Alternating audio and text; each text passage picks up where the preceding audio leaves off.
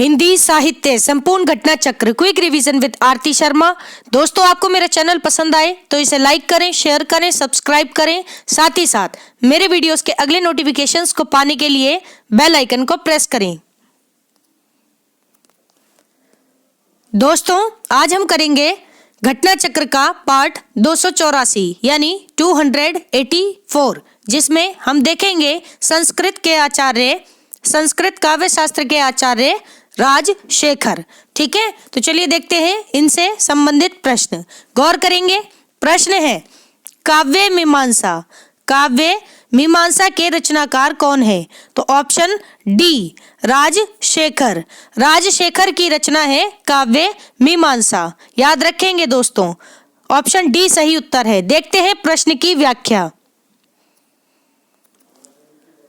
गौर करेंगे व्याख्या पर, ध्यान दें। राजशेखर मुख्य रूप से कवि और नाटककार हैं। ठीक है, कवि और नाटककार हैं राजशेखर। ठीक, उन्होंने 4 नाटकों की रचना की है। कौन कौन से? ध्यान दें। बाल रामायण, बाल भारत, विद्युशाल भंजिका। ठीक है, विद्युशाल भंजिका और कर्पूर मंजरी। कर्पूर मंजरी इनका प्रसिद्ध नाटक है। किसका? राजशेखर का। ठीक है, तो ध्यान से सुनेंगे, ये बहुत ज्यादा पूछा जाता है कर्पूर मंजरी, तो ध्यान रखेंगे दोस्तों। तो राजशेखर के 4 नाटक हैं, बाल रामायण, बाल भारत, विद्युशाल भंजिका और कर्पूर मंजरी, जिनकी रचना राजशेखर जी ने की है। फिर देखें व्याख्या। कर्पूर मंजरी संस्कृत भाषा में न लिखकर प्राकृत भाषा में लिखा गया सट्टक है। क्या है? सट्टक है। और कौन सी भाषा में है? प्राकृत भाषा में, ना कि संस्कृत भाषा में। ठीक है, कौन सा? कर्पूर मंजरी। और ये सट्टक शब्द को आप ध्यान रखेंगे। ठीक है, इनका 5वां ग्रंथ काव्य मीमांसा है, जिसके बारे में हम पढ़ रहे हैं। ठीक है, तो प्रश्न का संबंध है किससे? काव्य मीमांसा से। काव्य मीमांसा क्या है? ये 5वां ग्रंथ है राजशेखर जी का। ठीक, यह ग्रंथ साहित्य समीक्षा से संबंध रखता है। ठीक है, यह ग्रंथ साहित्य समीक्षा से संबंध रखता है। इसी ग्रंथ के कारण अलंकार शास्त्र के इतिहास में उनको गौरव में स्थान प्राप्त हुआ है। ठीक है, इसी ग्रंथ के कारण अलंकार शास्त्र के इतिहास में, अगर हम दोस्तों अलंकार शास्त्र के इतिहास की बात करें तो कर्पूर मंजरी एक गौरव में स्थान रखता है। ठीक है, ध्यान रखेंगे। तो किसका नाटक है कर्पूर मंजरी? राजशेखर का। अभी बात कर रहे हैं हम किसकी? काव्य मीमांसा की। थोड़ा सा गलत बता दिया है मैंने, एक बार फिर से सुने। अलंकार शास्त्र के इतिहास में काव्य मीमांसा गौरव में स्थान रखता है। ठीक है, जिसके चलते राजशेखर जी को गौरव में स्थान प्राप्त हुआ है। ठीक है, ये बात ध्यान रखें। मुझे लगता है आपको बातें समझ आ गई होंगी। एक बार फिर से सुन लें इनके सभी नाटक। सबसे पहले बाल रामायण, फिर बाल भारत, फिर विद्युशाल भंजिका और कर्पूर मंजरी, और 5वां ग्रंथ है इनका काव्य मीमांसा। बस इतनी बात आप ध्यान रखें। और कर्पूर मंजरी क्या है? प्राकृत भाषा में एक सट्टक है। ठीक है, देखते हैं अन्य महत्वपूर्ण तथ्य। गौर करेंगे दोस्तों अन्य महत्वपूर्ण तथ्यों पर, ध्यान देना जरा। काव्य मीमांसा में 18 अध्याय हैं। कितने? 18 अध्याय। ध्यान रखें। नाट्य शास्त्र के टीकाकार अभिनव गुप्त ने सबसे पहले सट्टक की परिभाषा की और इसे नाटिका के निकट रखा। ठीक है, तो नाट्य शास्त्र की टीका की है किसने? अभिनव गुप्त ने, आचार्य अभिनव गुप्त ने। और इन्होंने सबसे पहले सट्टक की परिभाषा की और इसे नाटिका के निकट रखा। किसे?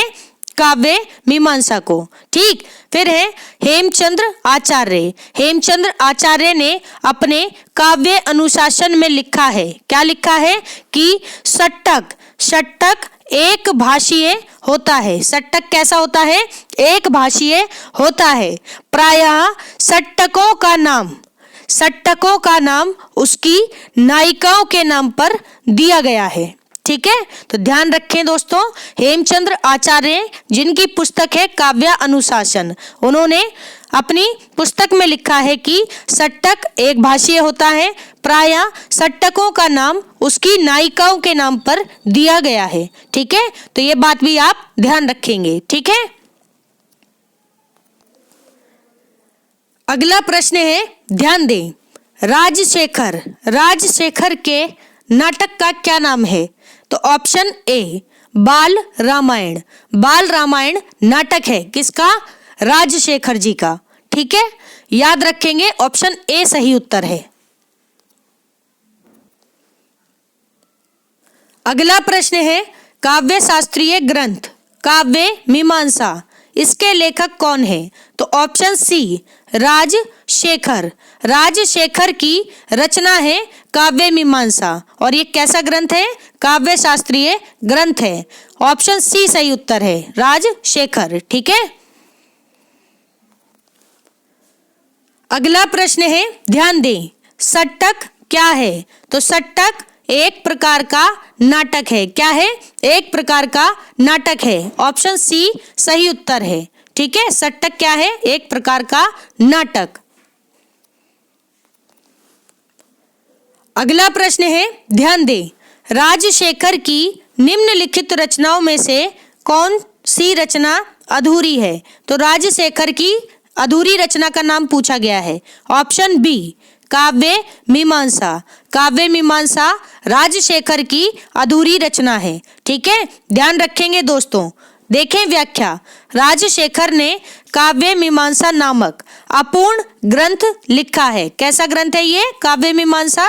तो ध्यान रहे, अपूर्ण ग्रंथ है। ठीक है दोस्तों, अगला प्रश्न है, ध्यान दे दोस्तों, डैश भारतीय समीक्षा के जनक हैं, यानी कौन भारतीय समीक्षा के जनक हैं? बहुत ही शानदार प्रश्न है, ध्यान देंगे। ऑप्शन बी राजशेखर भारतीय समीक्षा के जनक हैं। ठीक है, ऑप्शन बी सही उत्तर है। देखते हैं प्रश्न की व्याख्या, ध्यान दे दोस्तों, राजशेखर भारतीय समीक्षा के जनक माने जाते हैं। संस्कृत में, ध्यान दें, संस्कृत में रस, अलंकार, ध्वनि, वक्रोक्ति, रीति आदि संप्रदायों के आधार पर सैद्धांतिक समीक्षा का व्यापक रूप से क्रमबद्ध ढंग से विकास हुआ, किंतु व्यावहारिक समीक्षा लक्षणों के उदाहरण तक ही सीमित रही। ठीक है, बात समझ में आई? फिर से सुनेंगे, संस्कृत में रस, अलंकार, ध्वनि, वक्रोक्ति, रीति, ये क्या है? ये सभी संप्रदाय हैं, और इन्हीं संप्रदायों के आधार पर सैद्धांतिक समीक्षा का व्यापक रूप से क्रमबद्ध ढंग से विकास हुआ। ठीक है, लेकिन अगर हम बात करें व्यावहारिक समीक्षा की, तो व्यावहारिक समीक्षा लक्षणों के उदाहरणों तक ही सीमित रही। ठीक है, तो ये अंतर है सैद्धांतिक समीक्षा और व्यावहारिक समीक्षा के विकास में। ठीक है, ध्यान रखेंगे। बाकी प्रश्न है कि राजशेखर भारतीय समीक्षा के जनक माने जाते हैं। ऑप्शन बी सही उत्तर है। दोस्तों, हमारे अगले आचार्य हैं आचार्य कुंतक। ठीक है, आचार्य कुंतक, देखते हैं आचार्य कुंतक से संबंधित प्रश्न। ध्यान दें, निम्न में से कौन किसके लिए प्रसिद्ध नहीं है? ठीक है, निम्न में से कौन किसके लिए प्रसिद्ध नहीं है? तो ऑप्शन डी वक्रोक्ति के लिए क्षेमेंद्र प्रसिद्ध नहीं है, ये गलत है। ठीक है, प्रश्न के अनुसार उत्तर सही है, लेकिन वक्रोक्ति के लिए क्षेमेंद्र का नाम नहीं लिया जाता। बाकी उपमा के लिए कालिदास प्रसिद्ध हैं, याद रखेंगे। ठीक है, उपमा अलंकार के सम्राट कहे जाते हैं कालिदास जी। ठीक, फिर है करुणा के लिए भवभूति, करुणा, ठीक है, करुण रस जिसे मूल रस माना है। ठीक है, किसने? भवभूति ने। तो भवभूति प्रसिद्ध है करुण के लिए। ठीक है, यानी करुणा के लिए। फिर है अलंकार के लिए जो सबसे प्रसिद्ध हैं वह है आचार्य भामे। कौन? भामे। भामे का नाम जोड़ा जाता है किससे? अलंकार संप्रदाय से। ठीक है, तो ध्यान रखेंगे दोस्तों, ऑप्शन डी सही उत्तर है प्रश्न के अनुसार। वक्रोक्ति के लिए क्षेमेंद्र का नाम नहीं लिया जाता। देखते हैं प्रश्न की व्याख्या, गौर करेंगे दोस्तों। वक्रोक्ति काव्य जीवितम, यहाँ एक उक्ति है, जरा ध्यान दें, क्या है? वक्रोक्ति काव्य जीवितम, यह कहकर वक्रोक्ति को ही काव्य की आत्मा स्वीकार करने वाले आचार्य कुंतक हैं। कौन है? आचार्य कुंतक। आचार्य कुंतक ने वक्रोक्ति को ही काव्य की आत्मा स्वीकार किया है और कहा है कि वक्रोक्ति काव्य जीवितम। ठीक है, वक्रोक्ति काव्यम जीवितम ऐसा भी लिखा मिलता है। तो ध्यान रखेंगे, दोनों बातें एक ही हैं। जबकि औचित्य संप्रदाय की अगर हम बात करें, किसकी? औचित्य संप्रदाय की, तो औचित्य संप्रदाय के संस्थापक के रूप में आचार्य क्षेमेंद्र प्रसिद्ध हैं। कौन प्रसिद्ध है? आचार्य क्षेमेंद्र। ध्यान रखेंगे दोस्तों। अगला प्रश्न है, ध्यान दें, वक्रोक्ति काव्य जीवितम। वक्रोक्ति काव्य जीवितम, इसके रचयिता कौन है? तो अभी हमने पढ़ा दोस्तों ऑप्शन बी, आचार्य कुंतक। कुंतक की उक्ति है वक्रोक्ति काव्य जीवितम। ठीक है, तो वक्रोक्ति अलंकार या वक्रोक्ति संप्रदाय से किसका संबंध है? आचार्य कुंतक का। ठीक है, ध्यान रखेंगे, ऑप्शन बी सही उत्तर है। अगला प्रश्न है, पिछले प्रश्न के समान ही है लेकिन हल्का सा हेरफेर है प्रश्न में, जरा ध्यान दें। ठीक, वक्रोक्ति काव्य जीवितम, यह कहकर वक्रोक्ति को ही, किसको? वक्रोक्ति को ही काव्य की आत्मा स्वीकार करने वाले आचार्य कौन से हैं? तो ऑप्शन सी, आचार्य कुंतक। आचार्य कुंतक, ध्यान रखेंगे, ऑप्शन सी सही उत्तर है। अगला प्रश्न है, ध्यान दें, आचार्य कुंतक ने, किसने? आचार्य कुंतक ने वक्रोक्ति के कितने भेद माने हैं? आचार्य कुंतक ने वक्रोक्ति के कितने भेद माने हैं? तो ऑप्शन बी 6 भेद माने हैं आचार्य कुंतक ने वक्रोक्ति के। ठीक है, तो ध्यान रखेंगे दोस्तों, ऑप्शन बी सही उत्तर है। गौर करेंगे प्रश्न की व्याख्या पर, ध्यान देना जरा। आचार्य कुंतक ने, किसने? आचार्य कुंतक ने वक्रोक्ति के 6 भेद माने हैं। कितने भेद? 6 भेद माने हैं। ध्यान रखेंगे दोस्तों, सीधा सीधा प्रश्न यही बनेगा। ठीक है, सबसे ज्यादा तो यही पूछा जाता है कि वक्रोक्ति अलंकार के या संप्रदाय के प्रमुख या प्रवर्तक आचार्य कौन है? तो आप बताएंगे आचार्य कुंतक। अब बात होगी इसके भेदों की, वक्रोक्ति के भेदों की, तो आचार्य कुंतक ने वक्रोक्ति के 6 भेद माने हैं। आचार्य कुंतक ने वक्रोक्ति को अति व्यापक रूप से, कैसे? अति व्यापक रूप से ग्रहण किया है। कैसे? अति व्यापक रूप से ग्रहण किया है। इनकी वक्रता वर्ण से लेकर, ध्यान दें, वर्ण से लेकर प्रबंध रचना तक, कहां तक? प्रबंध रचना तक व्याप्त है। इन्होंने वक्रोक्ति जीवितम में वक्रता के 6 प्रकारों का वर्णन किया है। ठीक है, आचार्य कुंतक ने वक्रोक्ति जीवितम, जो कि इनका ग्रंथ है, इसमें उन्होंने वक्रता के 6 प्रकारों का वर्णन किया है। कौन कौन से 6 प्रकार हैं? ध्यान से सुनेंगे। सबसे पहले वर्ण विन्यास वक्रता। ठीक है दोस्तों, ये प्रश्न में पूछा जाता है। अब जो मैं पढ़ रही हूं इसको आप बहुत ध्यान से सुनेंगे। ठीक है, तो वक्रोक्ति जीवितम में आचार्य कुंतक ने वक्रता के 6 प्रकारों का वर्णन किया है। वक्रता के 6 प्रकार कुछ इस प्रकार हैं, जरा ध्यान दें। वर्ण विन्यास वक्रता, पद पूर्वार्ध वक्रता, पद परार्ध वक्रता, जिसे हम प्रत्याशित वक्रता भी कहते हैं। ठीक है, फिर है वाक्य वक्रता, फिर है प्रकरण वक्रता एवं प्रबंध वक्रता। ठीक है, तो एक बार फिर से सुने सभी 6 प्रकारों को, ध्यान दें। वक्रता के 6 प्रकार, वर्ण विन्यास वक्रता, देखो ऐसे याद रख लो, जैसे वर्ण, पद, ठीक है, इस तरह से हम व्याकरण पढ़ते हैं ना, सेम वही है, उसके आगे का ये कीवर्ड्स निकालो, ठीक। तो ध्यान दें, वर्ण विन्यास वक्रता, पद पूर्वार्ध वक्रता, पद परार्ध वक्रता जिसे हम प्रत्याशित वक्रता भी कहते हैं, फिर है वाक्य वक्रता, फिर प्रकरण वक्रता, फिर प्रबंध वक्रता, ठीक है। तो ये 6 प्रकार हैं किसके? वक्रता के, ठीक। ध्यान दें, इस षट वक्रता प्रकारों का भी भेदोपभेद पूर्वक स्वीकार वर्णन किया है, ठीक है। और ये जो 6 वक्रता के जो 6 प्रकार हैं, इनके भी भेद उपभेद मिलते हैं, ठीक है, इनके भेदों के भी उपभेद मिलते हैं, ये बात भी आप ध्यान रखेंगे, ठीक है। तो इस षट वक्रता प्रकारों का भी भेद पूर्वक सविस्तार वर्णन किया गया है, ध्यान रखें, ठीक है। तो इस प्रकार आचार्य कुंतक ने वक्रोक्ति के 6 भेद माने हैं, वक्रोक्ति के 6 भेद माने हैं और वक्रता के 6 प्रकार माने हैं। दोनों में अंतर है, दोनों बात समझें, वक्रोक्ति के 6 भेद और वक्रता के 6 प्रकार, ठीक है। ये दोनों बात आप समझते हुए चलेंगे, 6 इसमें कॉमन है, ठीक है। तो ये बात आप ध्यान रख सकते हैं, अगर प्रश्न आ जाए तो माइंड में 6 संख्या याद रखें, ठीक है। और सबसे महत्वपूर्ण बात, वक्रोक्ति जीवितम, ये किसका काव्य ग्रंथ है? तो काव्य शास्त्रीय ग्रंथ है किसका? आचार्य कुंतक का, ठीक है, ये बात भी ध्यान रखनी है।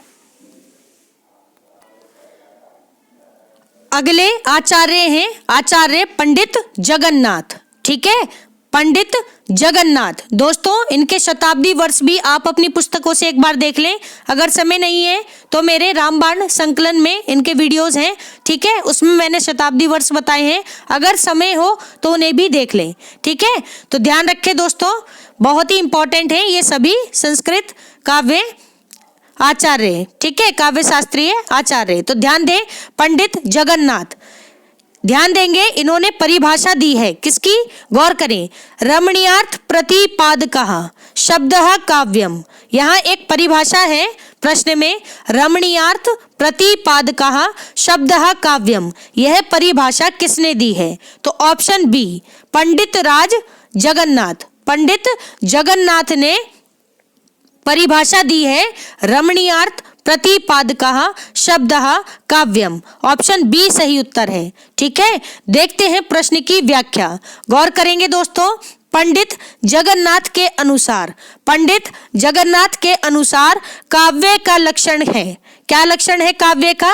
ध्यान देंगे, रमणीयार्थ प्रतिपादकः शब्दः काव्यम, अर्थात रमणीय अर्थ का प्रतिपादन करने वाला कौन है? शब्द, शब्द ही काव्य है, ठीक है, रमणीय अर्थ का प्रतिपादन करने वाला शब्द काव्य है, ठीक है। तो शब्द को काव्य कहा है, और शब्द कैसा? रमणीय अर्थ का प्रतिपादन करने वाला, ठीक है। तो ध्यान रखेंगे, पंडित राज जगन्नाथ जी की पंक्ति है ये, ठीक है।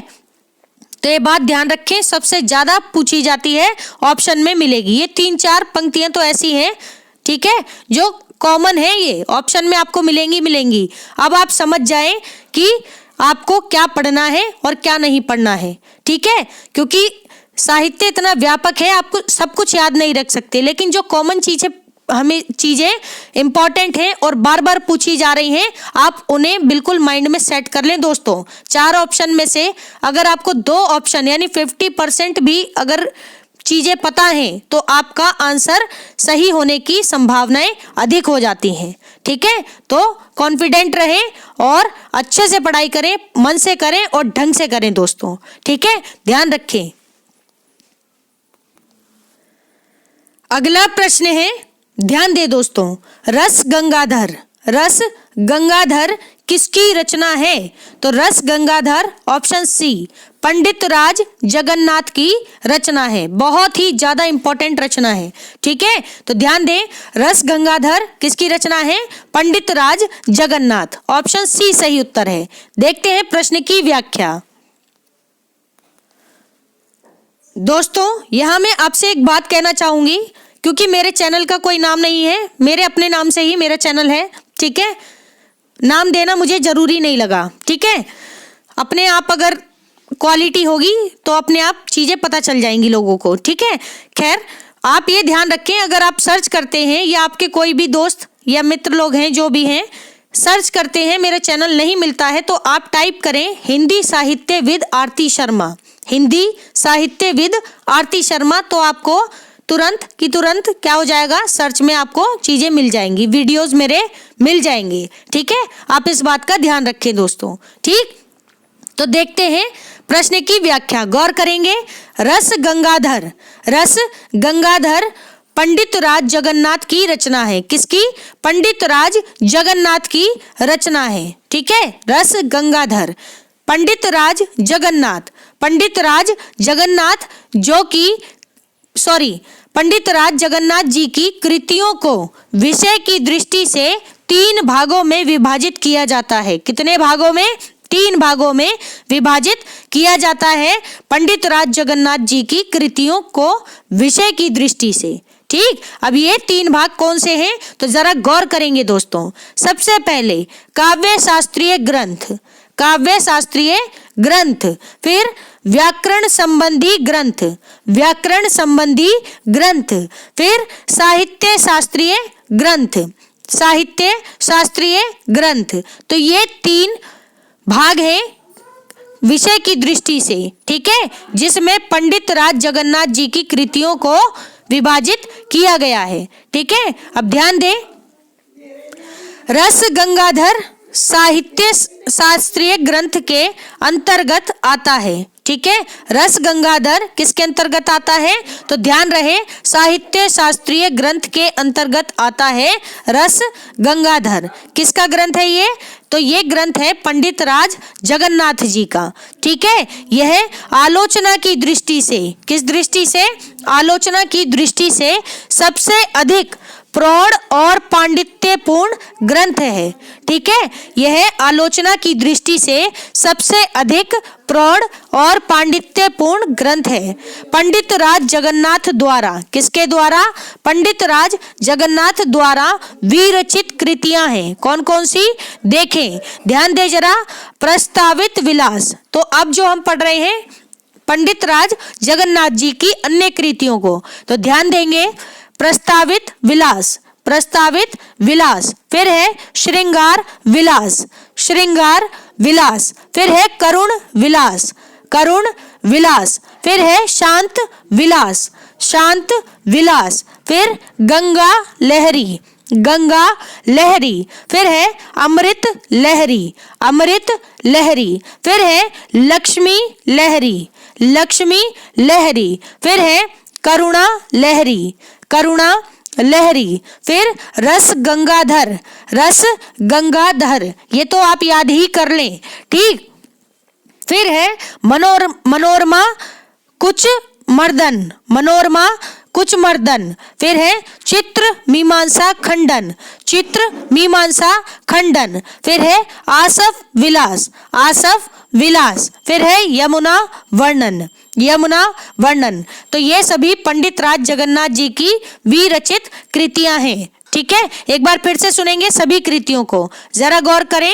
प्रस्तावित विलास, श्रृंगार विलास, करुण विलास, शांत विलास, गंगा लहरी, गंगा लहरी भी याद कर लें, बहुत ज्यादा पूछी जाती है।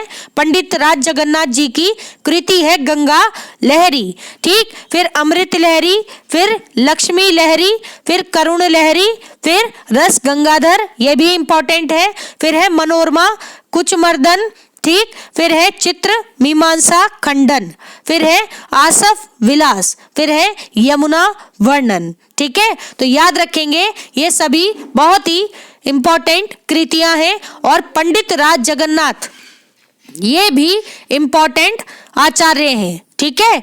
ध्यान रखेंगे,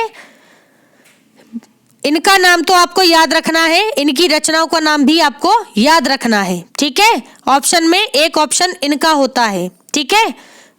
तो इस बात को ध्यान रखें। और 17वीं शताब्दी से इनका संबंध है, ठीक है। तो ये बात भी ध्यान रखेंगे आप। और अंतिम संस्कृत आचार्य भी माने जाते हैं, ठीक। इस दृष्टि से ये अपने आप में महत्वपूर्ण हो जाते हैं, ठीक है। तो दोस्तों हमारा आज का ये वीडियो यही समाप्त होता है। Thanks for watching. अगर आपको मेरे वीडियोस पसंद आ रहे हैं तो इन्हें लाइक करें, शेयर करें, मेरे चैनल को सब्सक्राइब करें। साथ ही साथ मेरे वीडियोस के अगले नोटिफिकेशंस को पाने के लिए बेल आइकन को प्रेस करें। धन्यवाद दोस्तों।